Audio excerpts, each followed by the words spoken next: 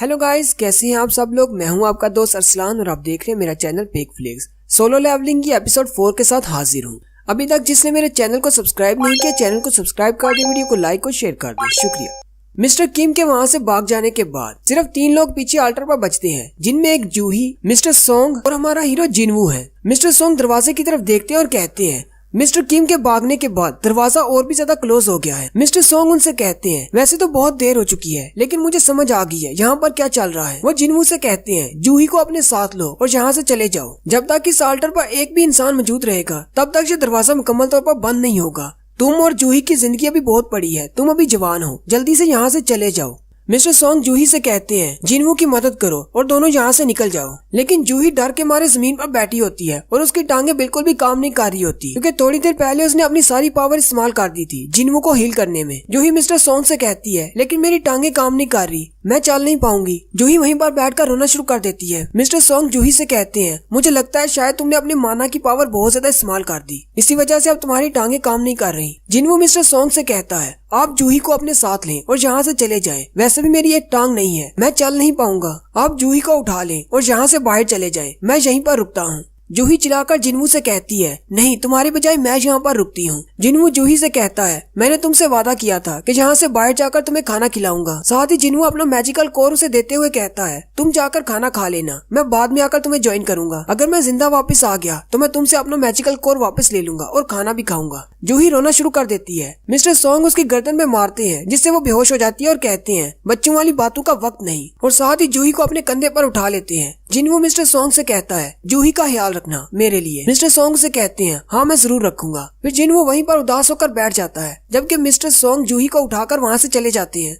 Mister song जूही को लेकर जैसे ही दरवाजे से बाहर निकलते हैं, जिनवू कहता है चलो शुक्र है बाकी सब तो यहाँ से चले गए, सिर्फ मैं ही हूँ जो यहाँ पर मरने वाला हूँ। अगर मुझे पता होता कि वो इस डंजन के अंदर मैं मरने वाला हूँ तो मुझे इंश्योरेंस करवा लेनी चाहिए थी। अब मेरी माँ और मेरी बहन का क्या होगा। वहीं अल्टर पर एक तलवार गिरी होती है। जिनवू उस तलवार को उठा लेता है और कहता है अब जबकि मैं मरने वाला हूँ तो मेरी कोशिश यही होगी कि मैं मरने से पहले एक मॉन्स्टर को तो अपने साथ लेकर ही जाऊँ। वो सारे स्टैचू मॉन्स्टर्स उसके बहुत ज्यादा करीब पहुँच जाते हैं। जिनवू का ब्लड बहने की वजह से वो बेहोश होने की कगार पर होता है और उसकी आंखें बंद हो रही होती हैं, जिसकी वजह से वो स्टैचू और भी ज्यादा करीब हो जाते हैं। जिनवू अपनी तलवार उनके सामने करता है और कहता है अटैक करो मुझ पर, मैं तुम में से एक को तो जरूर मारूंगा। लेकिन साथ ही वो स्टैचू अपने भाले से उस पर अटैक करता है और जिनवू के बाजू में अपना भाला दंसाते हुए उसे ऊपर उठा लेता है और उसे अल्टर के पत्थर पर फेंक देता है। जिनवू बेचारा खून में लिपटा अल्टर के पत्थर पर लेटा होता है और यही कह रहा होता है मैं मरना नहीं चाहता, काश मेरे पास एक मौका होता, काश मुझे एक और चांस मिल जाए। मेरे पास भी मेरी फैमिली है, मुझे भी उनकी केयर करनी है, मैं भी यहाँ पर मरना नहीं चाहता। हालांकि ये फैसला मेरा था कि मैं यहाँ पर रुकता हूँ, लेकिन मैं मरना नहीं चाहता। वो बड़ा सा स्टैचू फिर से उस पर अटैक करने वाला होता है। जिनवू कहता है काश मेरे पास एक और चांस होता, मुझे बस एक और चांस मिल जाए, मैं यहाँ पर नहीं मरना चाहता। जैसे ही वो बड़ा स्टैचू उस पर अटैक करने वाला होता है, वो सारी की सारी ब्लू फ्लेम्स बुझ जाती हैं और उन ब्लू फ्लेम्स के बुझने के साथ ही वो सारे स्टैचूज वहीं पर रुक जाते हैं और एक अलार्म बजने के साथ ही जिनवू के सामने एक विंडो ओपन होती है। तुमने इस सीक्रेट मिशन की सारी रिक्वायरमेंट्स को पूरा कर लिया है। जिनवू कहता है आखिर ये सीक्रेट मिशन क्या है और मैंने कौन सी रिक्वायरमेंट्स को पूरा कर लिया है। और साथ ही फिर से आवाज आना शुरू होती है जो कि उस विंडो पर लिखा होता है, वही उसको आवाज आ रही होती है। जिनवू कहता है अब इसका क्या मतलब है। वहीं पर एक और विंडो ओपन होती है जिस पर लिखा होता है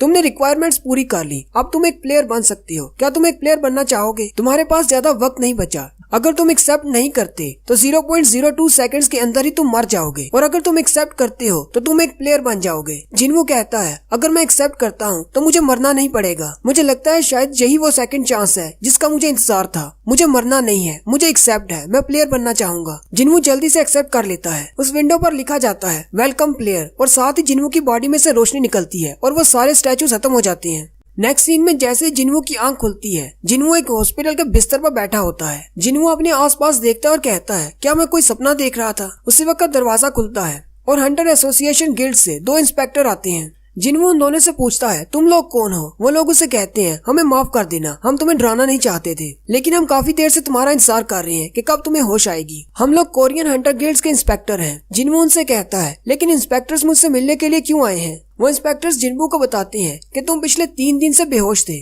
जिनवू उनसे पूछता है जूही और मिस्टर सोंग का क्या हुआ, क्या वो दोनों ठीक हैं? वो इंस्पेक्टर्स उसे कहते हैं हाँ वो बिल्कुल ठीक हैं, लेकिन मिस्टर सोंग का क्योंकि बाजू कट गया था इसकी वजह से अब वो मुझे नहीं लगता कि वो हंटर का काम कर पाएंगे, शायद वो रिटायर हो जाएं। और जूही अभी भी हॉस्पिटल में है क्योंकि उसने बहुत ज्यादा माना इस्तेमाल कर लिया था और वो ट्रॉमा से बाहर नहीं निकली। मुझे नहीं लगता कि वो दोनों दोबारा हंटर्स एसोसिएशन को ज्वाइन करना चाहेंगे। साथ ही वो इंस्पेक्टर मिस्टर किम के बारे में बताने लगते हैं। जिनवू उनसे कहता है नहीं, उनके बारे में रहने दो, मुझे उनके बारे में नहीं जानना। इंस्पेक्टर जिनवू से कहता है उस डंजन में जो कि डबल लेयर डंजन थी, वहाँ पर से जितने भी लोग जिंदा बाहर निकले उनकी टोटल तादाद 6 है। हालांकि हम सब लोग जानते हैं कि डंजन्स के अंदर मॉन्स्टर्स से बहुत ज्यादा खतरा होता है और बहुत सारे हंटर्स मरते भी हैं, लेकिन इस तरह इकट्ठे बहुत सारे हंटर्स का एक साथ मरना बहुत ही अनोखी बात है। जब हमारे इंस्पेक्टर्स और व्हाइट टाइगर गिल्ड के लोग वहाँ पर पहुँचे तब तुम अल्टर के पत्थर पर अकेले लेटे हुए थे। तुम्हारे अलावा वहाँ पर कोई भी नहीं था, कोई स्टैचू भी नहीं। वो कमरा तुम्हारे अलावा बिल्कुल खाली था, वहाँ पर कोई भी नहीं था। जिनवू उनसे कहता है लेकिन ऐसा कैसे हो सकता है? इंस्पेक्टर्स उसे कहते हैं हाँ, हमें भी यकीन नहीं हो रहा क्योंकि बाकियों के बयान के मुताबिक वहाँ पर स्टैचूज थे और उतनी सारी लाशें भी थी। सारे बचने वालों ने जो बयान दिया था वो सबका एक जैसा था, इसलिए हमें इस बात पर यकीन करना पड़ेगा। और तुम्हारे बारे में हमारा ये ख्याल है कि तुम्हें डबल अवेकनिंग मिली है। जिनवू उनसे कहता है डबल अवेकनिंग का क्या मतलब है? इंस्पेक्टर जिनवू से कहते हैं जब एक हंटर को उसके स्टैट्स मिलते हैं, जब वो एक हंटर बनता है, साथ ही उसका पावर लेवल बढ़ जाता है। लेकिन बाज़ दफा हमने ऐसा भी देखा है कि एक हंटर की दोबारा अवेकनिंग होती है जिससे उसकी पावर पहले से बहुत ज्यादा बढ़ जाती है। हमारे पास ऐसे बहुत सारे केसेस की मिसालें हैं, जैसे सी रैंक के हंटर्स डायरेक्टली ए रैंक पे चले गए या फिर ए रैंक वाले डबल अवेकनिंग के बाद डायरेक्टली एस रैंक पे चले गए। साथ ही वो इंस्पेक्टर अपने पास मैजिक पावर डिटेक्टर लेकर आए होते हैं जिस पर एक माना क्रिस्टल लगा होता है। वो जिनवू से कहते हैं तुम्हें बस इसके ऊपर अपना हाथ रखना है और हमें पता चल जाएगा तुम्हारे अंदर कितनी पावर है।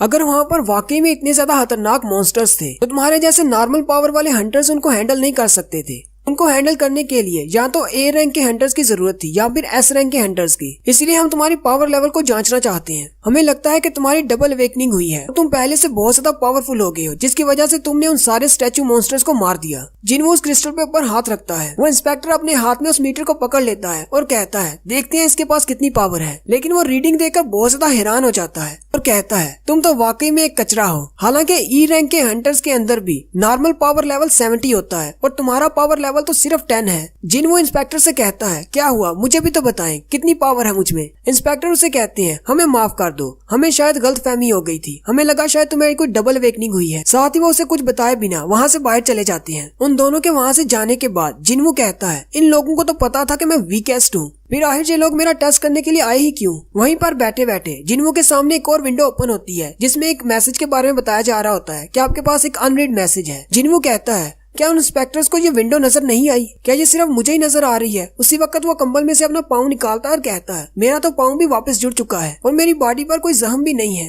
अब तो मुझे खुद पर भी यकीन नहीं रहा, पता नहीं शायद वो एक सपना था या फिर रियलिटी। क्या मुझे उन इंस्पेक्टर्स को इस विंडो के बारे में बताना चाहिए या फिर अपने बॉडी पार्ट्स के वापस आने के बारे में? साथ ही जिनवू उस विंडो पर टच करता है लेकिन कुछ भी नहीं होता। जिनवू कहता है मुझे तो लगा था शायद ये टच स्क्रीन है। उसी वक्त उसकी बहन भी अंदर आ जाती है और उसे कहती है भाई ये तुम क्या कर रहे हो, कहीं तुम्हारे सर पर कोई चोट तो नहीं लगी? असल में उसकी बहन को भी वो विंडो नजर नहीं आ रही होती। उसकी बहन चिल्लाती है, उसके पास आ जाती है और उसे कहती है मैंने तुमसे कहा था कि दोबारा डंजन्स में मत जाना, मैंने तुमसे कहा था कि जख्मी होकर मत आया करो, मैं बहुत ज्यादा परेशान हो जाती हूँ। बाकी सारे हंटर जख्मी होकर क्यों नहीं आते, सिर्फ तुम ही अकेले ऐसे क्यों हो जो जख्मी होकर बाहर आते हो? अगर तुमने इस तरह जख्मी होकर बाहर आना बंद नहीं किया तो मैं अपनी स्टडी छोड़ दूंगी और मैं भी काम करना शुरू कर दूंगी। तुम्हें हमेशा मेरी स्टडी के लिए काम करना पड़ता है। वो मैसेज वाली विंडो अभी भी उसके सामने होती है। जिनवू अपनी बहन से कहता है क्या तुम्हें ये चीज नजर आ रही है? जिना उसे कहती है मुझे कुछ भी नजर नहीं आ रहा। जिनवू उसे कहता है अगर तुम्हारे पास गेम में कोई मैसेज हो जो तुम्हें पढ़ना हो तो तुम कैसे पढ़ोगी? जिना उसे कहती है मुझे लगता है शायद तुम्हारे सर में कोई चोट लगी है और तुम पागल हो गए हो। अगर तुम्हारे पास कोई मैसेज है तुम अपने मेल बॉक्स को ओपन करो और उसको पढ़ लो। जिनवू कहता है ओपन द मेल बॉक्स और उसका मैसेज ओपन हो जाता है। उसके मैसेज में लिखा होता है कि उसने डेली क्वेस्ट को पूरा करना है जो कि अपनी पावर को इंक्रीज करना है। जिनवू कहता है अब इसका क्या मतलब हो सकता है? जिना उसे कहती है अच्छा ठीक है मैं यहाँ से जा रही हूँ। बाहर उसकी दोस्त खड़ी होती है, वो उसे कहती है चलो यहाँ से चलें और वो दोनों हॉस्पिटल से चली जाती हैं। जिनवू के पास और भी बहुत सारी विंडोज ओपन होती हैं जिनमें लिखा होता है कि एक प्लेयर के पास ये विंडोज ओपन होती हैं, ये गाइड के तौर पर हंटर को ग्रो करने में मदद करेंगी, इससे हंटर पावरफुल बन सकता है। साथ ही एक वार्निंग होती है अगर प्लेयर वो सब कुछ नहीं करता जो कि उसे विंडो में बताया जाता है, यानी डेली उसे जो भी मिशन दिया जाता है अगर वो पूरा नहीं करता तो उसे पेनल्टी दी जाएगी, यानी उसे सजा मिलेगी। जिनवू कहता है मुझे तो इसकी जरा भी समझ नहीं आ रही, आखिर यहाँ पर हो क्या रहा है। साथ ही उसे याद आता है कि डंजन के अंदर जब वो बेहोश होने वाला था तब उसके सामने ऐसी एक विंडो ओपन हुई थी, तब उसने एक्सेप्ट किया था कि वो एक प्लेयर बनने वाला है। उसे फिर से एक मैसेज आता है जिसमें लिखा होता है कि तुम्हें अपनी डेली क्वेस्ट को पूरा करना है। तो उसका डेली का पहला मिशन ये होता है कि उसे स्ट्रॉन्ग बनना है, जबकि उसके मिशंस की डायरेक्शन भी उसे दी जाती हैं, जिसमें उसे पुशअप्स करनी होती हैं, चिन अप्स, पुशअप्स, स्क्वाट्स और 10 किलोमीटर की दौड़ भी लगानी होती है। और नीचे एक घड़ी होती है जहाँ पर टाइमर चल रहा होता है। जिन मुझे देखकर हंसना शुरू कर देता है और कहता है मुझे लगता है शायद मेरे साथ कोई मजाक हो रहा है, मैं तो पहले से ही हॉस्पिटल में एक पेशेंट की तरह हूँ, मैं ये सब कुछ कैसे कर सकता हूँ। वो वहीं पर बिस्तर पर लेट जाता है और कहता है मैं थोड़ी देर के लिए सो जाता हूँ, फिर उठकर देखता हूँ क्या करना है। लेकिन उसके मिशन का टाइम चल रहा होता है। जैसे ही उसके मिशन की टाइम लिमिट खत्म हो जाती है, उसकी घड़ी का रंग सुर्ख हो जाता है, अलार्म बजना शुरू हो जाता है और कहा जाता है कि तुमने अपने मिशन को पूरा नहीं किया, इसलिए अब तुम्हें पनिशमेंट मिलेगी। उसी वक्त जिन्वू का बिस्तर हिलना शुरू हो जाता है। जिन्वू कहता है आयुष यहाँ पर चल क्या रहा है। वहीं पर बिस्तर पर बैठे बैठे सब कुछ चेंज हो जाता है। वो एक हॉस्पिटल के कमरे की बजाय एक बड़े से रेगिस्तान में बैठा होता है। जिन्वू बहुत ज्यादा हैरान हो जाता है और कहता है मैं अचानक हॉस्पिटल से एक रेगिस्तान में कैसे आ गया। उसी वक्त उसके पीछे से एक बड़ा सा सेंटीपीड मॉन्स्टर निकलता है और साथ ही उसकी पनिशमेंट की डायरेक्शन भी उसे मैसेज बॉक्स में दिखाई जाती है, जिसमें उसे कहा जाता है कि अब सजा के तौर पर तुम्हें 4 घंटे इसी डेजर्ट के अंदर रहना है और इस सेंटीपीड मॉन्स्टर से बचना है। जिन्वू उस बड़े से मॉन्स्टर की तरफ देखता है और हंसते हुए कहता है मुझे लगता है मेरे साथ मजाक ही हो रहा है। और यहीं पर हमारी एपिसोड 4 का एंड होता है। एक्सप्लेनेशन अच्छी लगी हो तो कमेंट करके जरूर बताएं। चैनल को सब्सक्राइब कर दें, वीडियो को लाइक और शेयर कर दें। शुक्रिया।